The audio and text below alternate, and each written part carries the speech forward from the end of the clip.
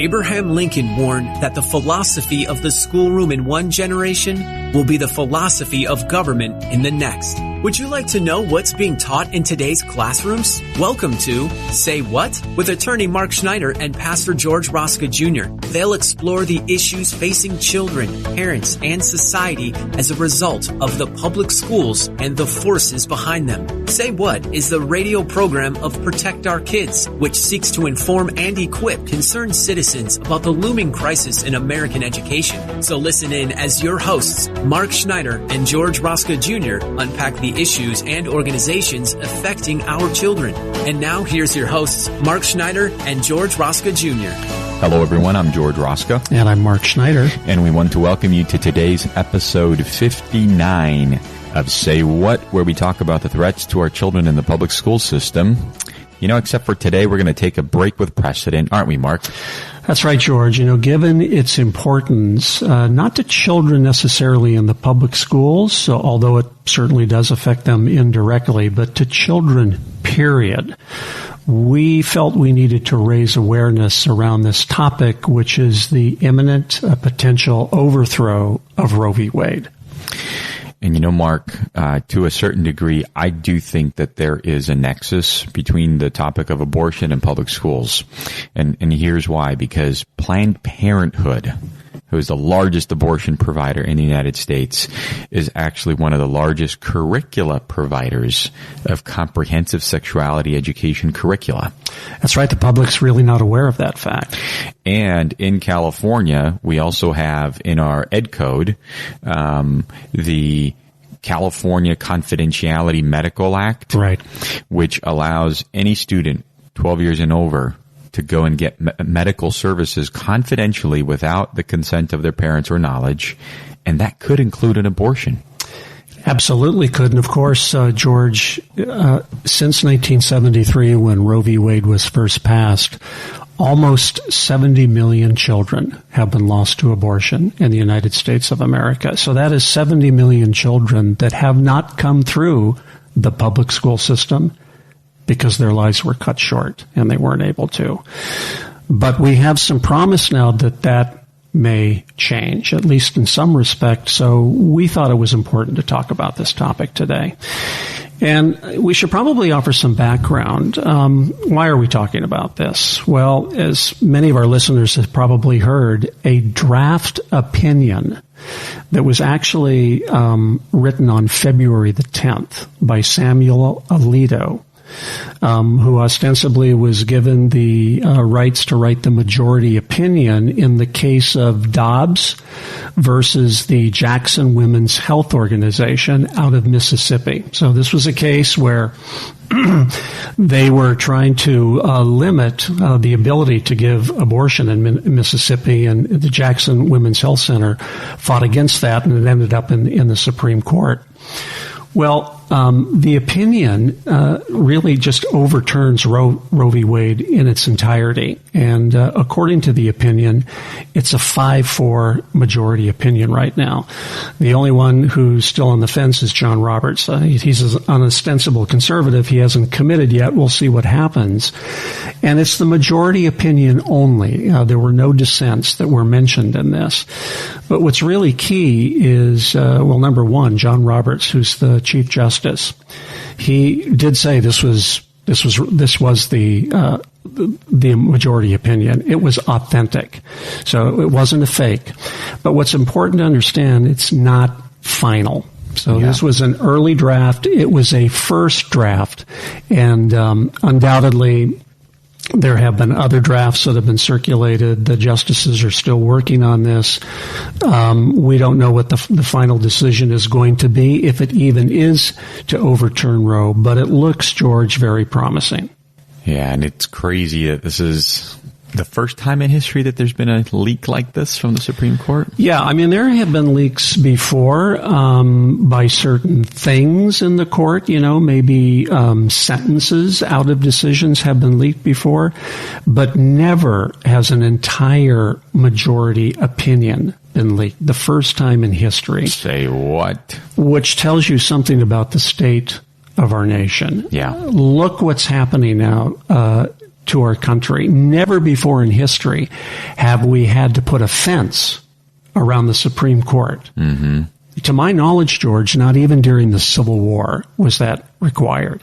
And yet here we are in 2022 with just an opinion being circulated and their lives are being threatened.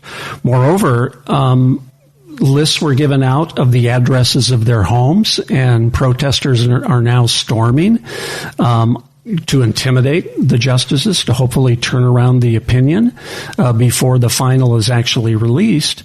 And this is against federal law. In fact, there's Title 18 of U.S. Code 1507 that makes it a misdemeanor for protesters to try and intimidate justices by protesting in front of their homes. But to my knowledge, this law is not being enforced yet. So we're living in a very interesting time. And just to give our listeners some background about Roe v. Wade itself, again, this was decided way back in 1973, so it's quite a long time ago. It was a 7-2 decision, and Justice Harry Blackmun wrote the majority opinion. Now, prior to Roe, abortion was decided by the states. And if it's to be overturned, that's what's going to happen. Again, we'll talk about that a little bit later. But Roe set out this framework to allow states to pass abortion laws. And basically what it says was before viability, this is a new legal concept that Roe instituted, which was before the end of the first trimester, states were prohibited from regulating abortion. You couldn't do anything about it. So if a fetus is considered non-viable, no state can pass a law burdening the right to abortion.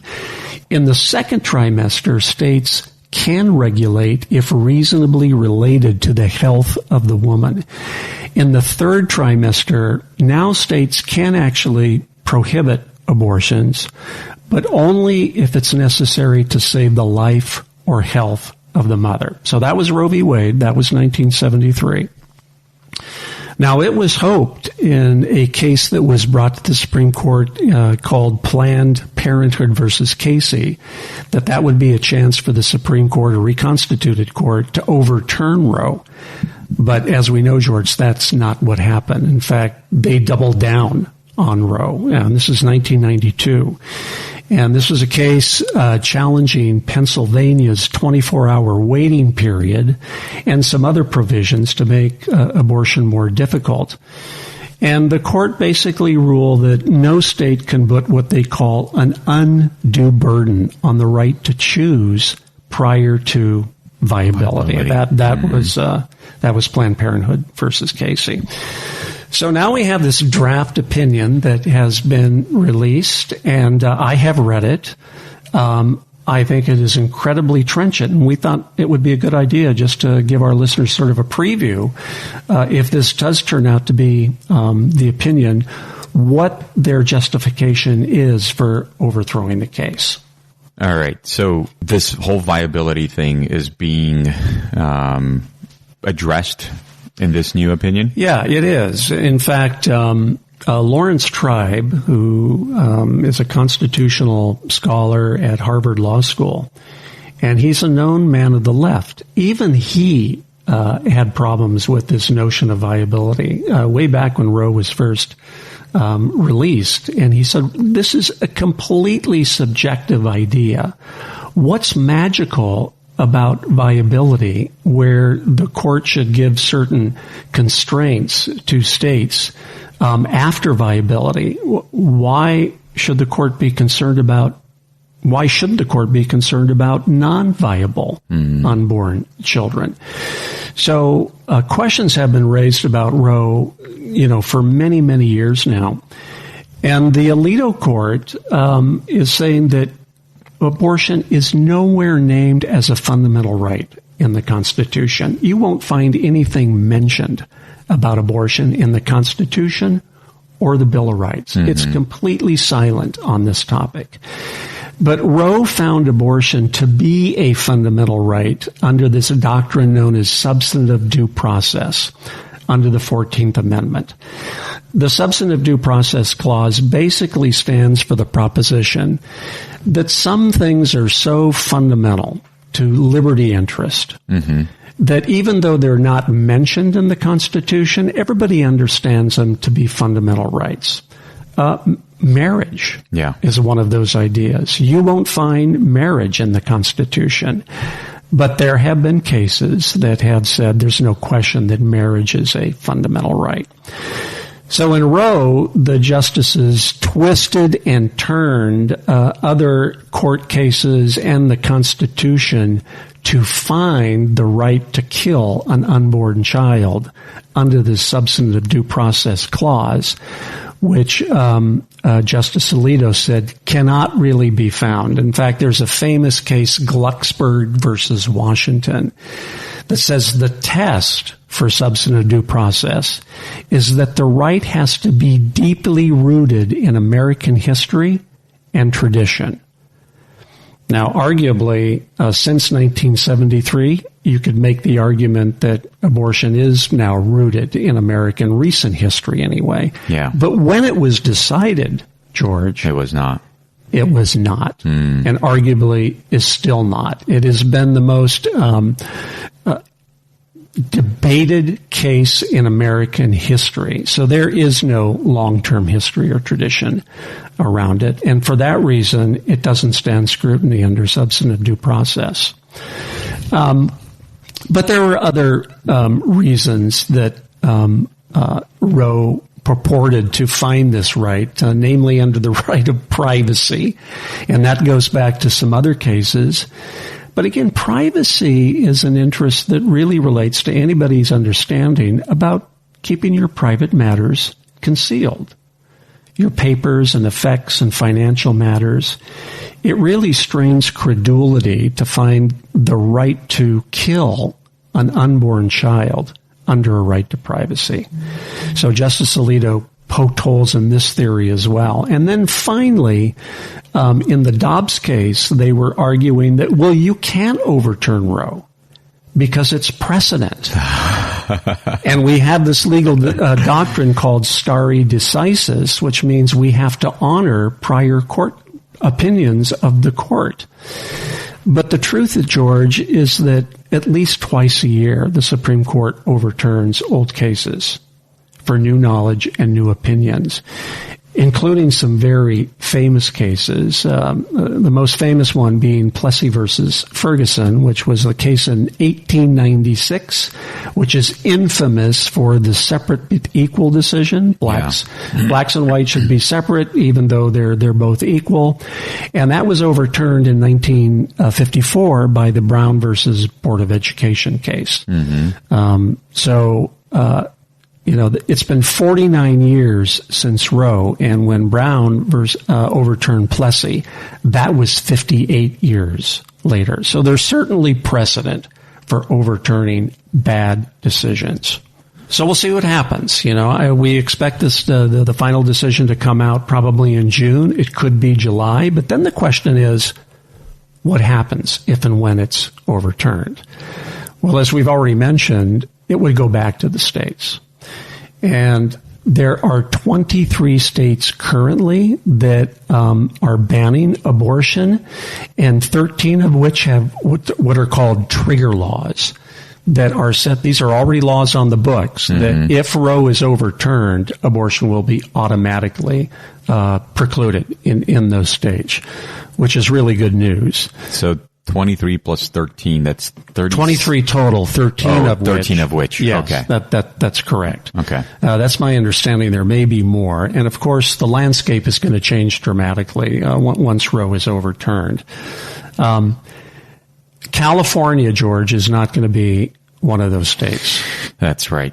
And this is quite chilling. And this is one of the reasons we wanted to review this case, because there is a law now, as you know, that is working its way through the committee process in the state legislature. And it's a bill that would legalize infanticide. Yeah. It's Assembly Bill 2223.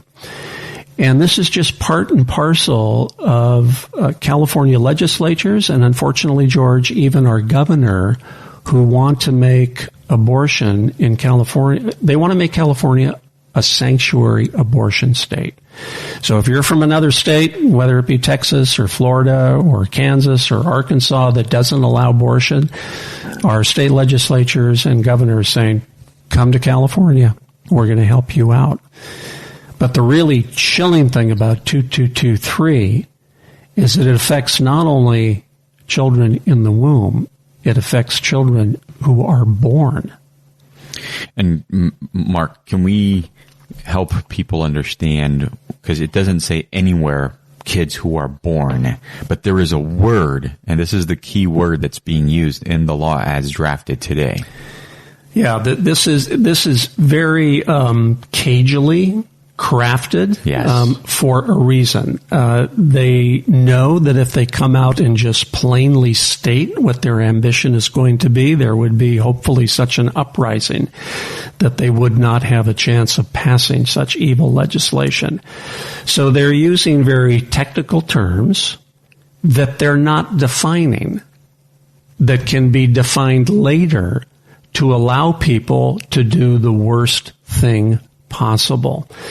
And I think it's also good for people to understand, George, some of the preliminary wording of this bill that is giving the legislatures what they view as justification for passing a law like this. In fact, in Section A, it talks about reproductive justice. Here's what it says. Reproductive justice is a framework created by black women in 1994 to address the intersectional and multifaceted issues that women of color and their families face in society.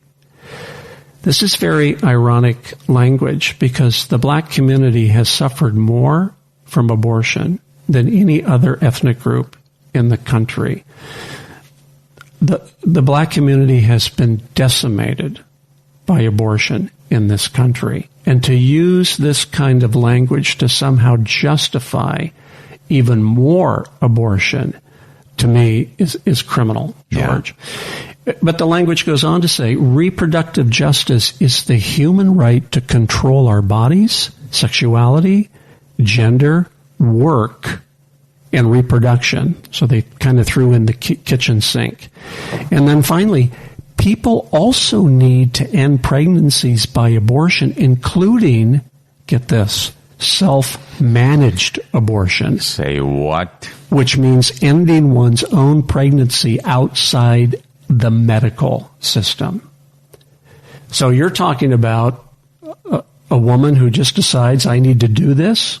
I don't want to go to a doctor. I don't want to go to a hospital. I maybe have a friend who can help me. We're just going to get this done. Now here's the really scary language.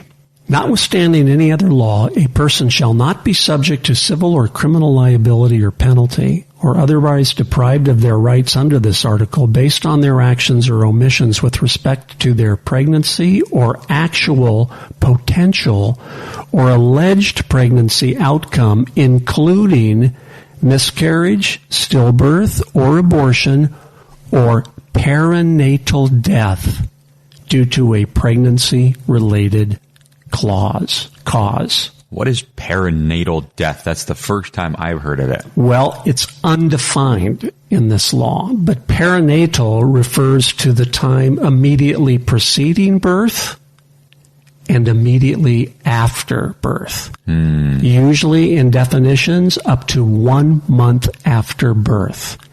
So what this law is saying, that if a woman decides she's delivered a baby and she doesn't want it, she can take the life of her born child with the assistance of someone else and not face any legal consequence whatsoever.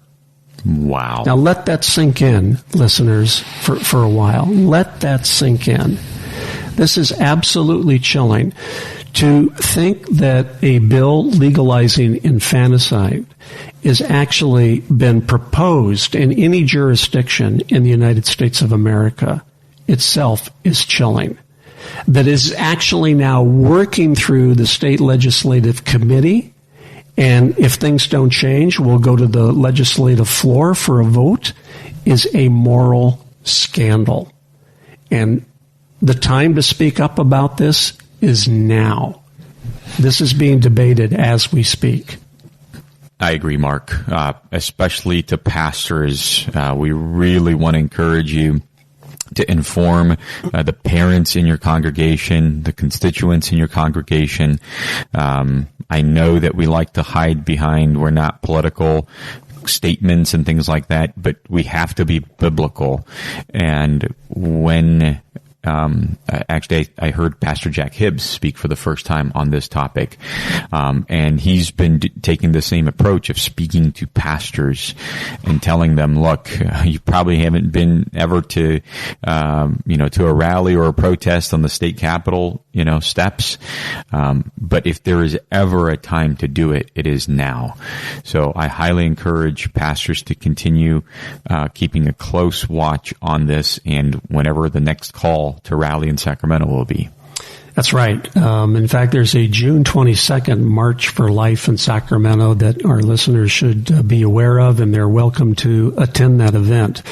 But you can't wait till June 22nd to make your voice heard to our state legislatures. All you have to do is Google AB 2223, and you will find lots of ways to be able to contact whoever your local representative is.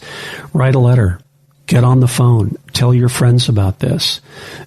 Make this known to everybody you know that has a conscience and is going to be willing to step out and hopefully put a stop to this. And that's what it's going to take. It's going to take a massive response by the public in California to stop this bill. I agree, Mark. And the other thing to really note is that if a law like this passes in California, it's going to then get copied and pasted into New York, New Jersey, New Hampshire, Vermont. The coastal states. All the coastal states, Oregon, Washington, Colorado. They will quickly adopt something like this, and it's just going to be absolutely atrocious for babies. I remember, George, almost 30 years ago, a Australian bioethicist named Peter Singer, who is a professor at Princeton University, was making this argument that human beings don't have any more rights than a chimpanzee, and that parents should be able to kill their born children up to 28 days after birth.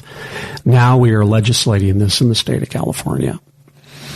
Well, Mark, you always said, and Lincoln's famous quote, right? Whatever's taught in the classroom in the next generation will be, in politics and in our laws. So, parents, pastors, concerned citizens, we highly encourage you to please reach out to the state, let them know that you are against this. But, if you want more information, we definitely have a lot more information on how all of this stuff affects your child's education in the public school system. Please go to our website at protectourkidsnow.org. If the Lord puts it on your heart to support our ministry, there is a donate button there as well. We have a new button also for inviting a speaker. If you want Mark or myself to come and to speak at your church, your parent group, or another organization, we would gladly come in. We have also brochures that you can download. We have videos on our YouTube channel that you could share easily on social media. So please, parents, do whatever you can to spread this message. And for those who are listening on the radio, these radio programs are also turned into a podcast, and you can find those on Spotify, Apple. You can go to our website and find them. We really do encourage you to get the word out, help others to listen to these messages. Until next time, thank you very much.